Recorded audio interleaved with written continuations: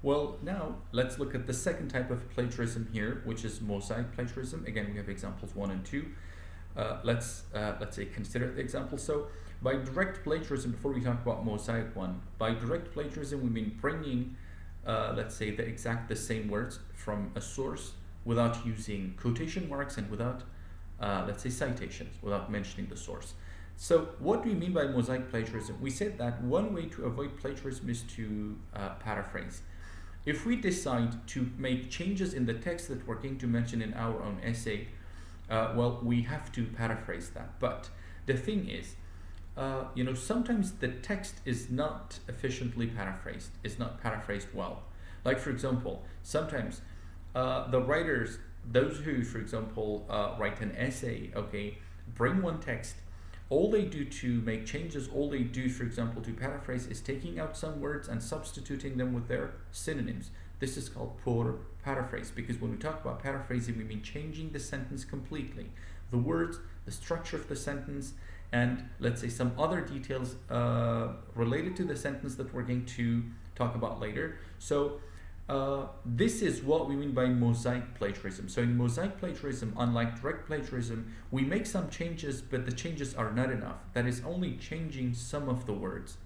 So let's see, for example, why example 1 is considered plagiarism. Look, it says a number of investigators of science fiction have said that women did not write for science fiction popular magazines, although, you see, if you look at the sentence, you realize that the changes that we have made is only in the level of some of the words. Like we say, a number of investigators of science fiction, but in the original text we say a number of historians.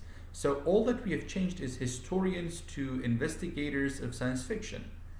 And then we say have claimed that women did not, instead of using, for example, claimed, we say have said that. You see, only changing some of the words.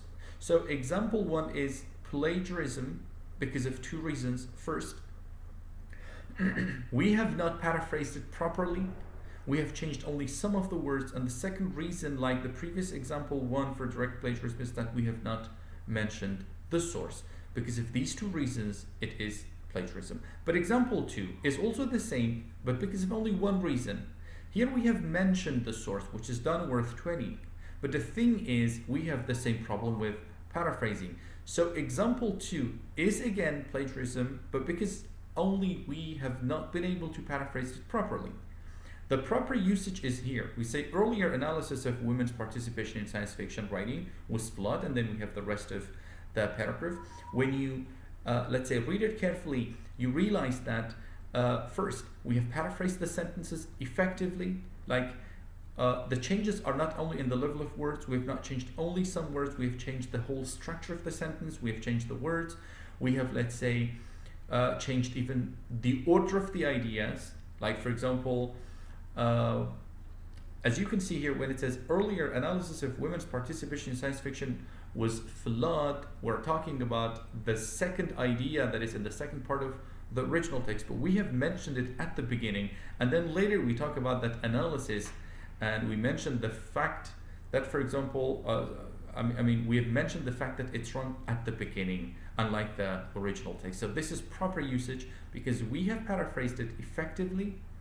And the second reason is that because we have mentioned the source. So this is generally what we mean by direct and mosaic plagiarism. Well, so we said one of the strategies to avoid this problem is to paraphrase. So we need to know first what paraphrasing is, and then we need to learn the strategies for effective paraphrase. So look, we say paraphrasing is expressing a writer's idea using your own words and citing the original text. In paraphrasing, what we do is changing the words and the structure of the sentence, but we are not allowed to make any changes to the idea itself. The opinion, the idea must be exactly the same. So you need to be careful. The way that you change the structure of the sentence and the words and things should not affect the meaning, should not affect the opinion. So you're not allowed to make any changes to the opinion. All you need to do is to make changes to the grammar, to vocabulary, to structure of the sentence and things to express actually the same idea. This is what we mean by paraphrasing. So there are generally 4 different strategies. Changing active voice to passive is the first.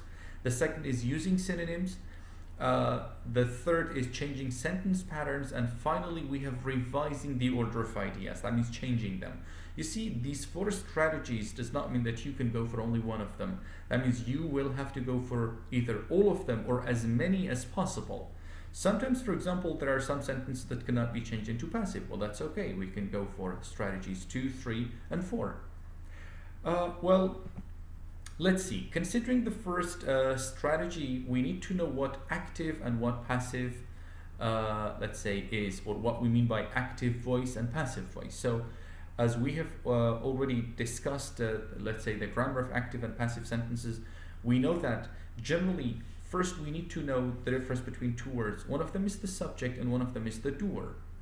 Subject in English is a word that is used at the beginning of the sentence, usually at the beginning of the sentence.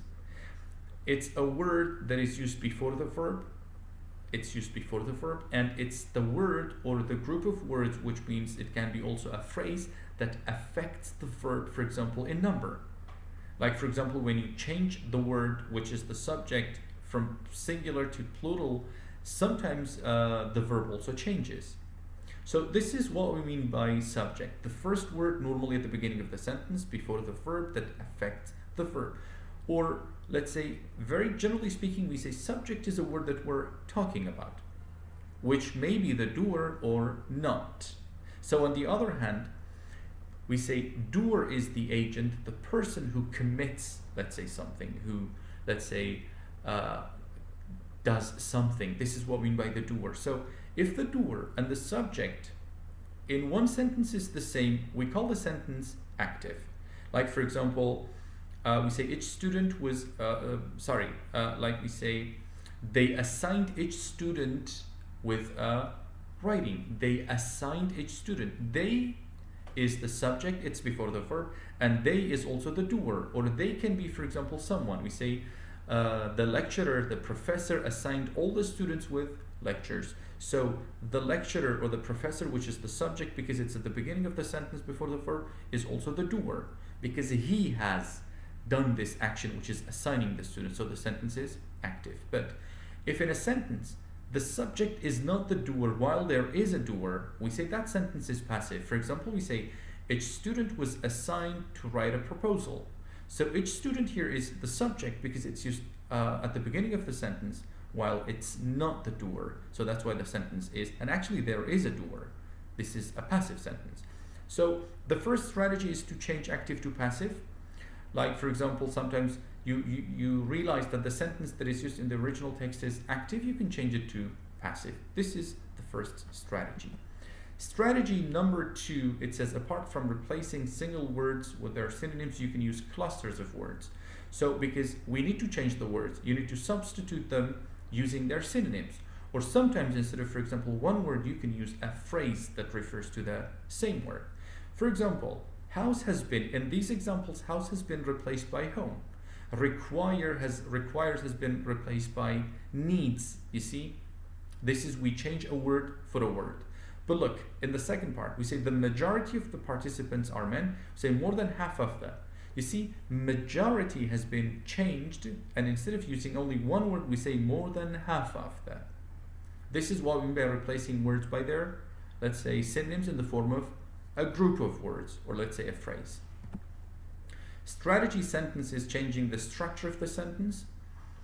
When we say changing the structure of the sentence, you also need to know different types of sentences. Here we say, for example, in the original text, although they attended my graduation, they forgot to buy a bouquet of flowers for me. So this is a complex sentence in which we have an adverbial clause beginning with although. Now we change it. We change it to 2 simple sentences. We say, they came for my convocation, which is the first sentence, and then we stop the sentence, say, however, it slipped their minds to purchase a bunch of flowers for me. So you see, we have changed one complex sentence into 2 simple sentences.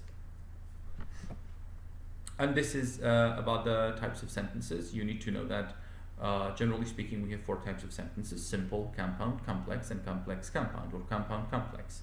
So in a simple sentence, there's only one main subject and one main verb. In a compound sentence, we have, let's say, at least 2 clauses that are joined through coordination. When we say coordination, we mean using